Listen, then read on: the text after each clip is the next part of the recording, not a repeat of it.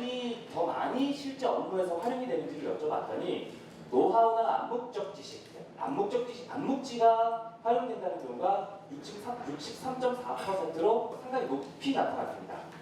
특히 이제 그 고분속자, 근속 기간이 길고 당연히 업무 경험이 많은 분들이죠. 그 간접 생산직이나 사무직보다 직접 생산직에서 일하시는 조합원들이 암묵지 활용도가 더 높은 것으로 나타나고요. 면접을 해봤더니 이제 작업 방법에 대한 기본적인 매뉴얼은 존재하는데 구체적인 현장 상황을 모르는 초급자 학습에는 활용되기 어렵다라 명시적 지식조차도 제대로 업무를 수행하는 데는 활용이 안 되더라. 실제 이런 기업 밖의 다양한 교육훈련 제도들이 내가 현장에서 지금 내 업무를 수행하는데 도움이 된다라고 얘기할 사람은 단 한 사람도 없었습니다. 실제 현업에서의 업무 수행과 기업 밖의 교육훈련 제도가 매칭되고 있지 않는다. 현장에서의 경험이 그건 무엇보다 중요하게 작용한다는 거죠.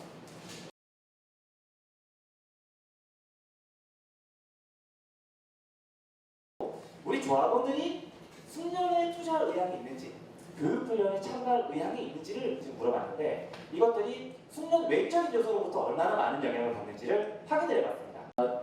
이런 고용, 인식, 직무 몰입, 회사 몰입, 경영진에 대한 신뢰는 한편으로는 교육훈련 참가를 견인할 수도 있어요.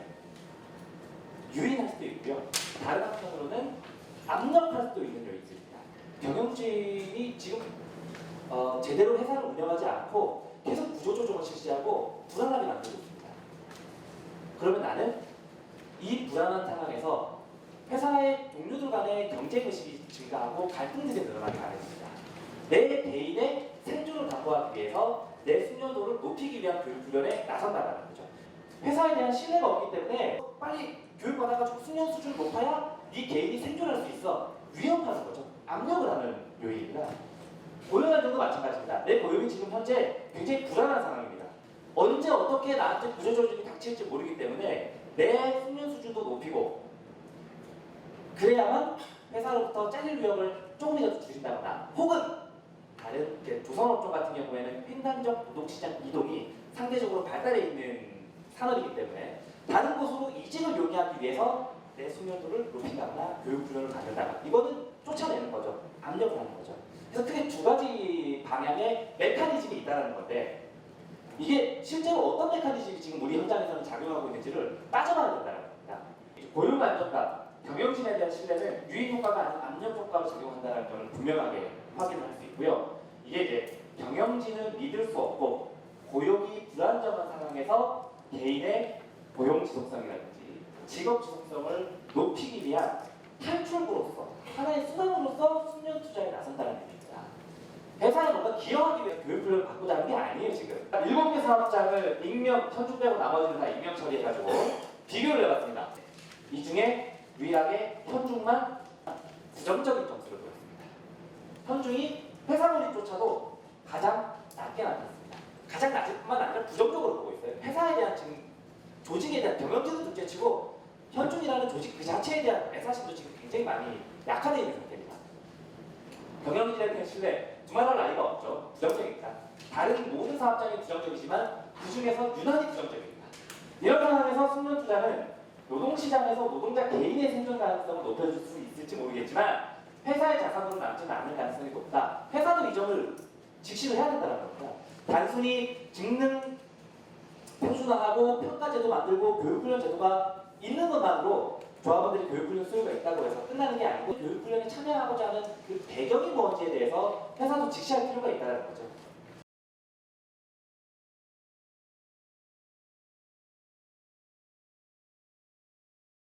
회사 주도적인 육성 및 성장 지원.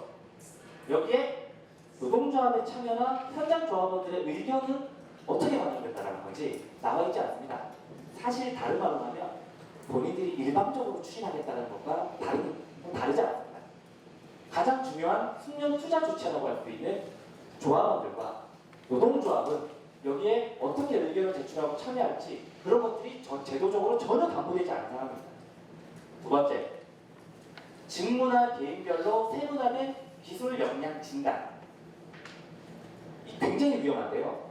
평가 혹은 진단이라는 것은 진단 기준, 진단 주체, 진단 결과물을 어떻게 활용하고 거기에 대해서 보상할 것인지 이거를 하나하나씩 둘러싸고 굉장히 많은 쟁점들이 생깁니다. 이런 직무나 직무평가 자체가 이 점들을 고려하지 않고서 성급하게 추진하고 있다는 거죠. 본인들이 그냥 만들어낸 안만 가지고 체계적인 교육을 통한 우수인재 육성을 하겠다고 합니다.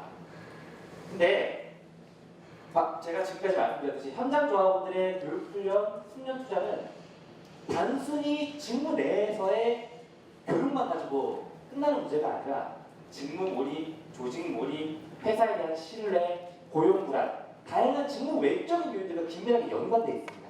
내 숙련을 높이기 위한 투자 활동이 나서는데 굉장히 중요한 영향을 미친다는 겁니다.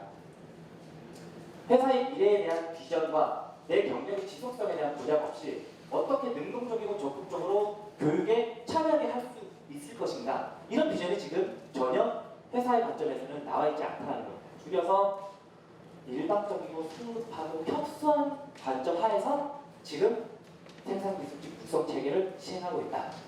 조선산업에서는 문서화가 가능한 명시적 지식보다 사실상 표준화가 불가능한 암묵적 지식이 업무에서 훨씬 더 중요하게 활용되고 있습니다. 사실 생산성을 담보하는 것도 이 암묵적 지식입니다. 현장에서 일이 잘 되고 못 되고 만드는 것은 업무 매뉴얼에 있는 게 아니라는 거죠. 조합원들 머릿속에 있는 업무 노하우와 쉽게 분석할 수 있는 개인적인 지식들입니다. 머릿속에 있는 지식들. 암묵지를 공유하고 전승하고 향상시킬 수 있는 돌발 상황, 돌발 변수에 대처하는 이런 조직들이 더 중요한 것이죠. 회사 입장에서 보더라도 이거는 생산성과 아무런 연관성이 없는데 평가 이상의 무슨 목적이 있을까? 별로 쓰임이 없어 보인다. 평가 과정, 진단 과정 자체도 굉장히 많은 문제가 있습니다. 어떤 기준을 만든다고 하더라도 결국 평가 주체가 회사 관리자라는 겁니다. 만약에 노사 대치 국면에서 이런 평가를 하는 관리자의 시각이 과연 완전 무결하고 신뢰할 만한 상황에 있다고 볼 수 있을까요? 결국 현장을 통제하는 수단으로 악용될 가능성이 굉장히 높다. 회사가 평가 기준을 예시로 해가지고 다 써놨더라고요. 여기에 공차 품질 1%, 시간 0% 단축했냐. 이거 정량화해서 계량화해서 측정하는 순간 나중에 어떤 문제가 생기냐면 상향 평준화 돼가지고 측정 기준이 0점화 됩니다. 무슨 뜻인지 아시겠죠? 대부분 어느 시점에 가서는 그 평가 기준을 다 통과하게 된다고요. 어떤 시점에 가서는 커트라인 자체가 회사 입장에서 보기에는 우리 조합원들이 수준이 이 커트라인을 다 통과했어. 이제는 이 커트라인보다 더 높은 기준점을 제시한다는 거죠. 그렇죠? 그러면은 현장에서 일하는 사람들의 업무 강도는 훨씬 더 강해지는 거죠. 노동 강도를 높이기 위한 수단이 되는 거죠. 보상 제도가 아주 중요합니다. 아주 회사가 지금 머리를 잘 썼다고 생각을 합니다. 보상 제도와 관련해서 수당 얘기를 꺼내는 순간 노동조합과 교섭을 해야 되는데 수당 얘기를 안 꺼내고 일시금으로 장려금 지급한다는 얘기를 해버렸어요. 분명히 이걸로 끝나지 않을 것이라는 거죠. 향후에 언제든지 승진이나 임금제도, 통상수당이라든지 성과급이라든지 이런 것들과 연계될 가능성이 존재합니다. 직무능력 평가해주고 너는 생산성이 높다 낮다라고 당장 회사가 명분을 삼아버리면 그거에 대해서 대처하기 늦은 거예요. 그때 가서는. 회사가 아니고 노동조합, 조합원들도 숙련 투자 주체, 중요한 숙련 투자 주체입니다. 왜 우리의 의견이 여기 반영되지 않는가? 현장의 의견들이 반영되지 않는가?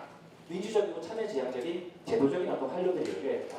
둘째, 진단 기준, 진단 주체, 평가 결과 활용 등에서 등장하는 여러 가지 쟁점들을 전혀 고려하지 않은 성급한 정책 추진에서 이런 것들의 객관성과 타당성, 신뢰성을 확보하기 위한 수기 과정의 정책 추진이 필요하다. 수기가 무엇입니까? 오랫동안 숙고하고 논의한다는 것입니다. 이런 다양한 발생하게 될 쟁점들을 노동조합과 차근차근 하나하나씩 토론하고 논의를 하면서 정책을 추진해 가야 된다는 겁니다. 세 번째, 직무만을 고려하는 협소한 시야의 숙련 정책에서 직무 몰입이나 조직 몰입이나 고용 불안이나 회사 신뢰 등과 같은 직무 외적인 연관 요인들을 풍부하게 고려하는 포괄적인 숙련 정책으로 가야 한다. 표준화 명시적 지식보다는 암묵지를 중심에 놓는 정책 설계가 필요하다. 실제 우리 현장에서 중요하게 활용되는 것은 노하우, 꿀팁, 암묵적 지식입니다. 무리한 직무 표준화나 명시적 지식보다는 현장의 전문 가능성이 높고 현장에서 주되고 활용하고 있는 암묵지를 어떻게 습득시킬 수 있을 것인가.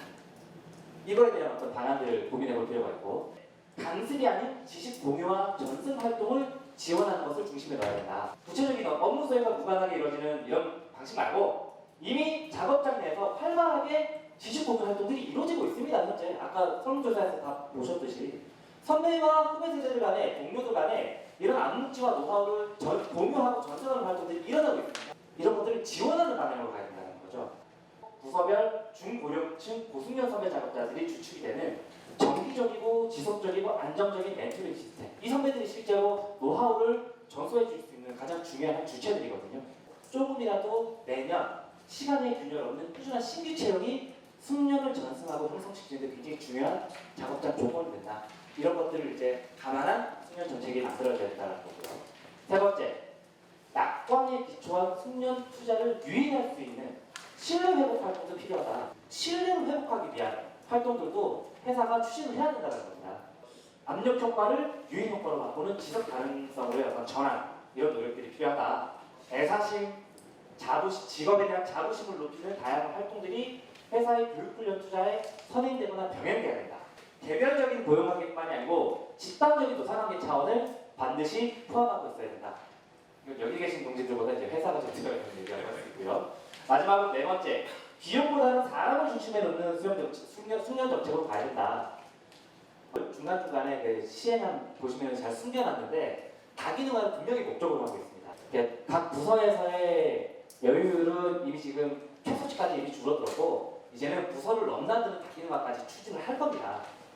소속되어 있는 부서는 달라도 업무 내용이 좀 비슷한 이런 것들이 있기 때문에 부서를 종종 지원하거나 다른 부서에 지원하거나 이런 것들까지 지금 염두한다면 회사는 각 단위 부서 차원의 여유뿐만이 아니고 전 공장 차원의 여유를 최소화시키는 마른 수건도 쥐어짜는 이런 것들까지 염두하고서 다기능화를 시키기 위한 교육을 제대로 만들었다고요. 이게 중간중간 녹아 들어가 있습니다. 그런 것보다는 각 부서의 전문가를 육성하는 부서 안에서의 직무 안에서의 전문가, 스페셜리스트를 만드는 경력 사다리를 구축하는 프로그램을 도입해보자. 비계량적이고 정성적인 평가 방식도 도입이 돼야 된다. 필연적으로 등급화나 차별화나 경쟁, 갈등을 조장하는 이런 보상제도나 승진제도를 섣부르게 도입하고 추진하기보다는 이런 부작용들을 예방하고 쟁점들을 해소하기 위해서 수기에 기초한 중장기적인 보상체계나 임금체계 개편 논의로 나아가야 된다. 비용보다는 사람을 중심에 놓는 숙련 정책으로 가야 되는 게 아닌가라고 말씀드릴 수 있을 것 같습니다.